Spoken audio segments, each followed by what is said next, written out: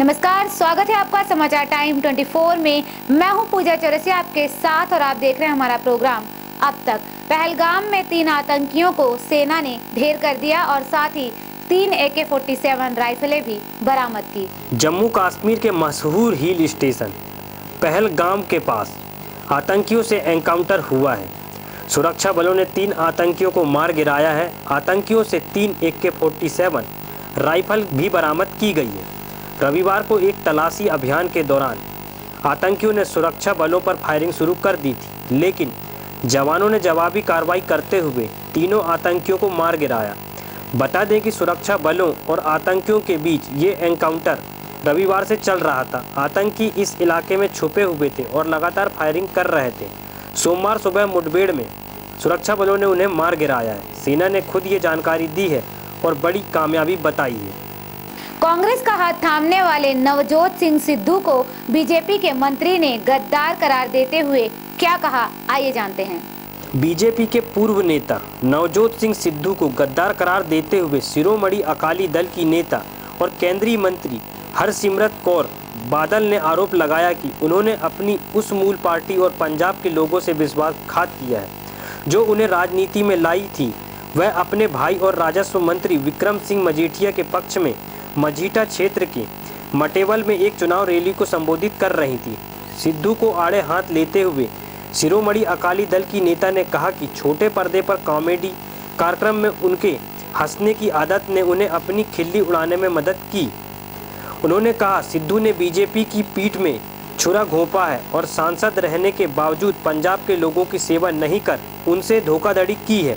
साथ ही उन्होंने कहा कि सिद्धू के कांग्रेस में शामिल होने से अकाली दल को कोई खतरा नहीं है, क्योंकि वह हमेशा ही एक भटके हुए नेता रहे हैं। देखो, मैं कह सकती हाँ कि नवजोत सिद्धू वर्गा वड्डा लिफाफेबाज कोई है नहीं। जेड़ा इंसान ने इन्ना टाइम लाफ्टर चैनल च कॉमेडी नाइट च इन्हां वास्ते तां लोक सेवा एक कॉमेडी हैगा तो एक मजाक ते एक भद्दा जोक ही मैं कह सकती हूँ। सिद्धू ने बीजेपी छोड़ने के बाद अकाली दल और बीजेपी पर शायरी और श्लोक के माध्यम से जमकर निशाना साधा।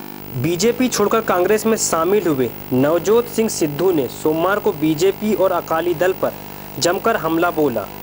अपने अंदाज के लिए जाने जाने वाले सिद्धू ने एक बार फिर पंजाब की बदहाली के लिए बीजेपी और अकाली सरकार को जिम्मेदार ठहराया। उन्होंने कांग्रेस को कौशल्या तो बीजेपी को केकई बताने से नहीं चूके। उन्होंने ये भी पूछा कि जनता को ये भी पता लगाना होगा कि वो मंथरा कौन है।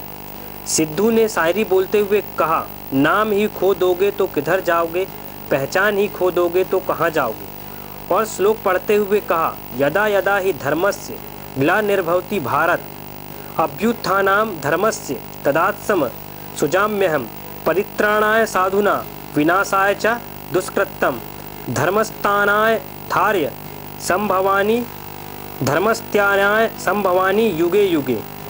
सिद्धू ने कविताओं की लाइनों के जरिए भी प्रकाश सिंह बादल और उनके परिवार पर निशाना साधा।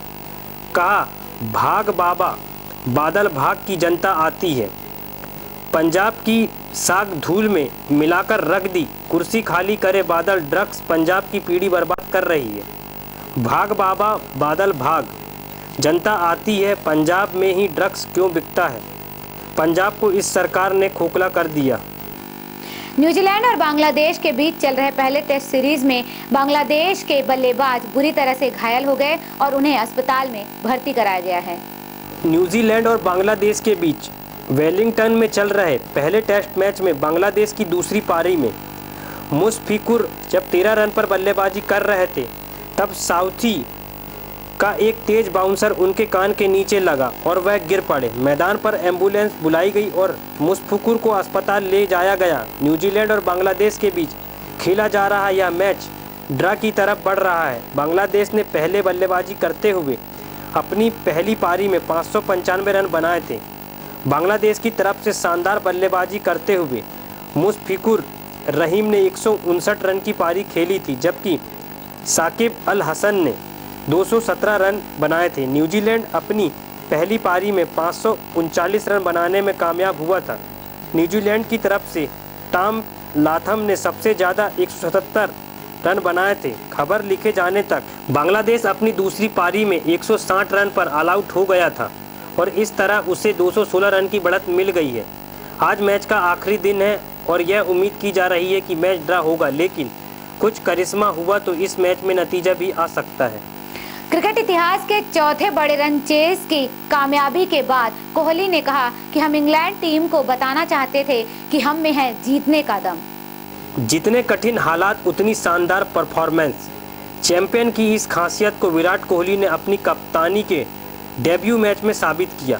क्रिकेट इतिहास के चौथे बड़े रन चेज को कामयाबी से पूरा करने के बाद कोहली ने बताया कि पिच पर कदम रखने के दौरान उनके दिमाग में क्या चल रहा था। मैच के बाद कोहली का कहना था कि वो विपक्षी टीम को संदेश देना चाहते थे कि 63 रनों पर 4 विकेट खोने के बाद भी टीम मैच से बाहर नहीं हुई है। कोहली के मुताबिक ये साफ था कि टीम महज सिंगल्स के सहारे मैच नहीं जीत सकती थी और इंग्लैंड की टीम को ये बताना जरूरी था कि टीम इंडिया जीतने का मद्दा रखती है। कोहली ने केदार जाधव की भी दिल खोलकर तारीफ की।